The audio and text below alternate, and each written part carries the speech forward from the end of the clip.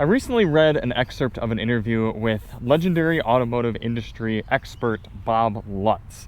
And the topic of this portion of the interview was having auto enthusiasts or car enthusiasts be an integral part of various OEMs and in the car development process.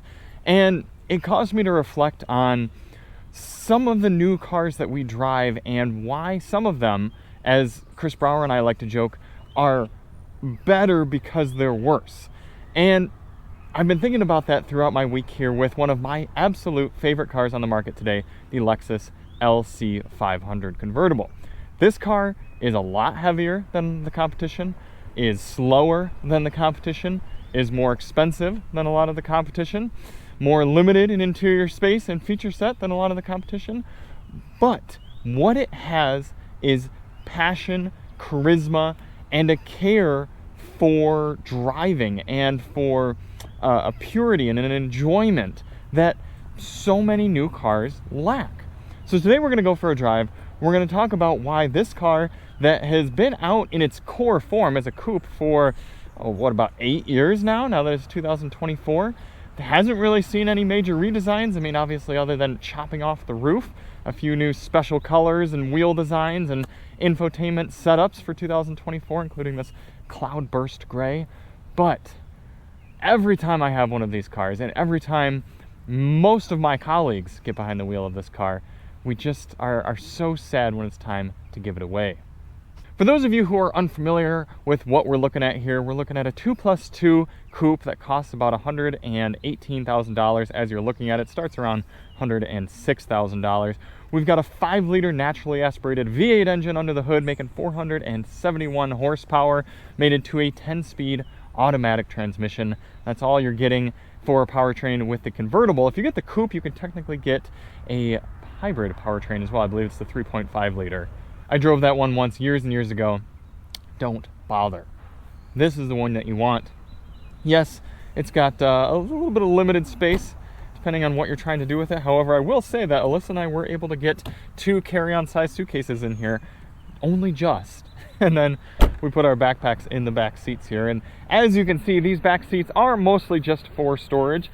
Technically speaking, you can put human beings in here, but you are going to have the front seats quite a bit forward, and they're going to sit quite upright. At least with the convertible, you get unlimited space.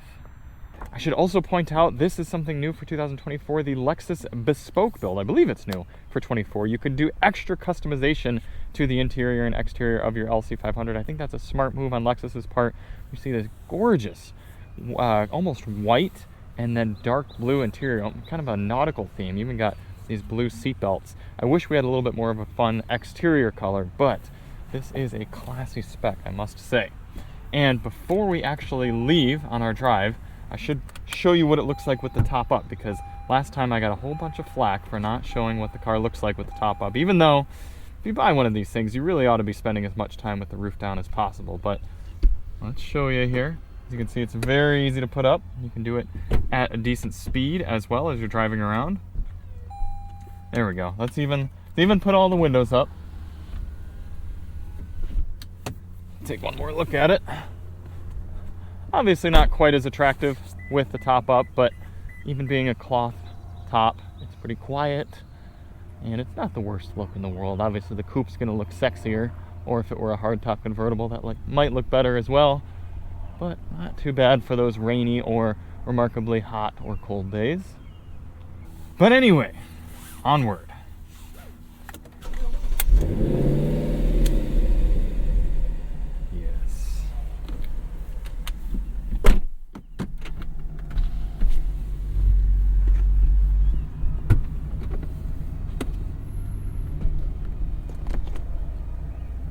Freedom.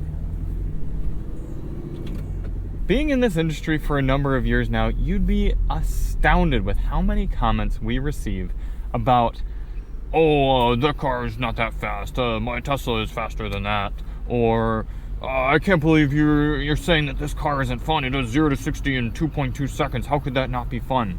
What so many people fail to realize is that, yes, getting blasted from 0 to 60 in 2.5 seconds is remarkably exciting for a little while. But when you're daily driving, when you're just going around and doing your errands or going out for a leisurely drive with your partner, how often are you really getting the opportunity to come to a full stop, mat the brake and the gas, do a launch, and scream your way up to 60 miles per hour?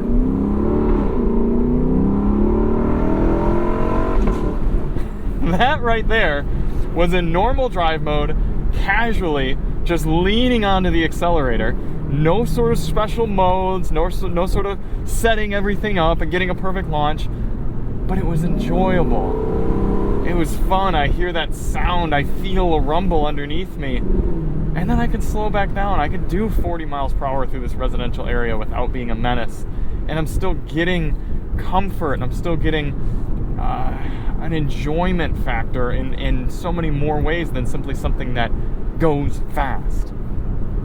I just woke up to a comment this morning criticizing me for saying that the Corvette E-Ray is not that good of a car, and I think the individual misunderstood me a bit.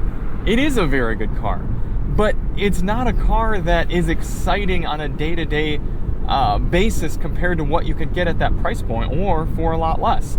And to that point, I texted Chris Brower at one point and I said, would you have an LC500 or the E-Ray? And he said, the LC500. And I said, even if they were the same price, would you take the LC500 or the E-Ray? And he said the LC500. And I'm not surprised, because I agree with him. I don't care that this car is quite a bit slower and quite a bit heavier and not nearly as capable on a track. In the day-to-day, this is so much nicer to be in. Cars that are built simply for driving enjoyment are becoming fewer and further between.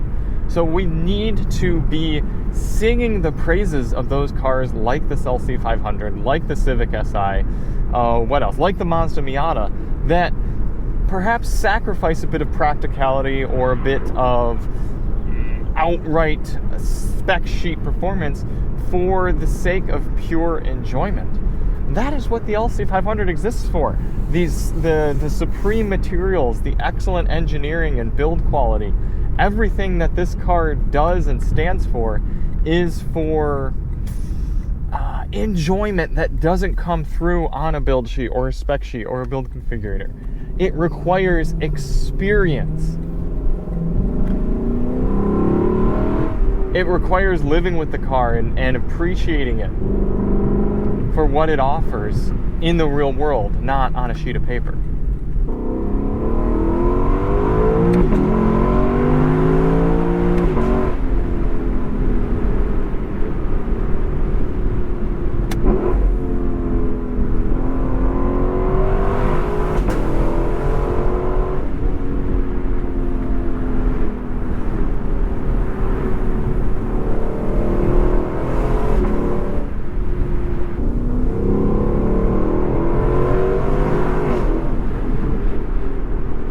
There's this remarkable sensation that happens when you accelerate in this car at about 3/4 throttle.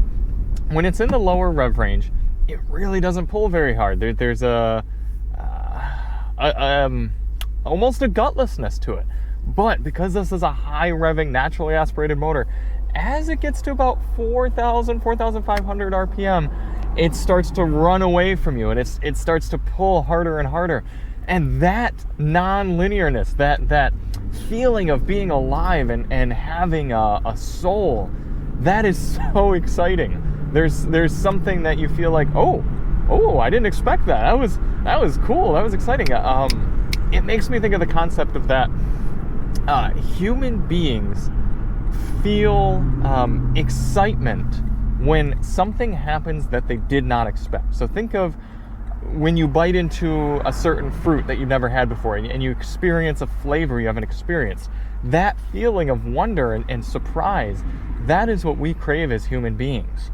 What's something else? A really funny joke, a joke you haven't heard before. The best jokes are the ones that you have no idea what the punchline is, and maybe when it comes, maybe it comes at you from left field, you didn't expect it, and all of a sudden that surprise, that difference from your expectation to the reality, that's where that enjoyment comes from.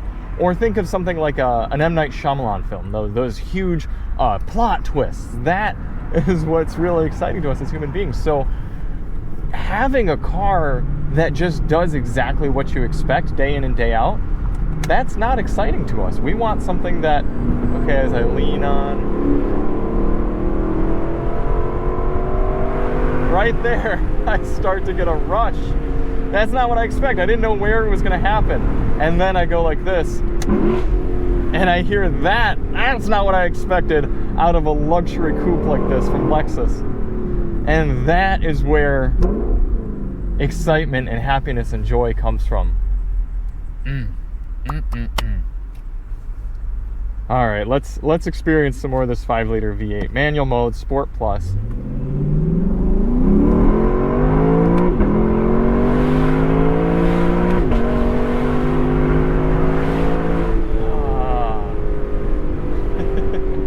Oftentimes you'll hear people complain about a 10-speed automatic transmission, but in this case, I'm actually totally okay with it because it allows me to shift more regularly and hear that glorious exhaust note.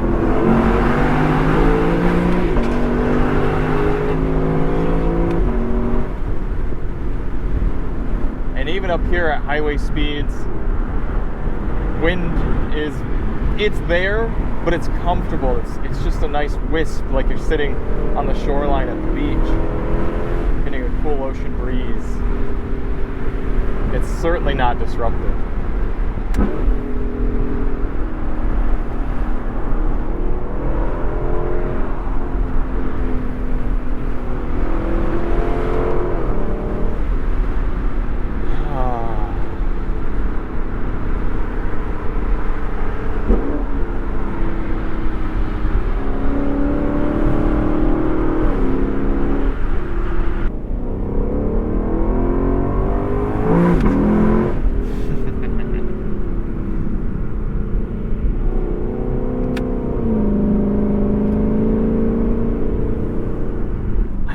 Don't have that much to say about the LC500 because it says so much on its own. It says it with the noise, with the looks, the style, the build quality. I mean, going over big undulations, there's no creaks or rattles in this thing. There's so much that just need not be said with the LC500 convertible because it is such an outstanding piece of engineering. Now, before we end, we've got to put, yes, the LC500 convertible on the Daily Motor leaderboard. Now, this is my objective ranking of everything that I've had for a week-long loan throughout 2024. Current leaders: Kia EV9, Hyundai Ioniq 6, Toyota Tacoma TRD Pro. And then based on my 3 core ranking elements of a vehicle: how is it to drive, how would it be to live with, and how well does it execute its purpose, the LC500 is pretty high up on all 3 of those. The only thing I will say is it is obviously a bit niche and fairly expensive.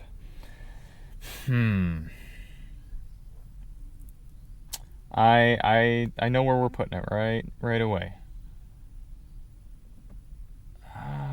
Right there, 4th place, behind the Toyota Tacoma and above the Mazda 3.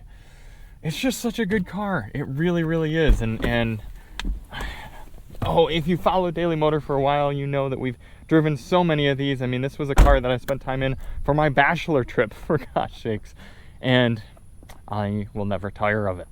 So thank you all so much for watching. If you do want to see more on the Lexus LC500, check the link below because we've got a dedicated breakdown of the Mark Levinson sound system. We've got reviews of the coupe, previous convertibles, all those you can find linked below. And we'll see you on the next one. I'm Charlie from Daily Motor, and as always, drive on.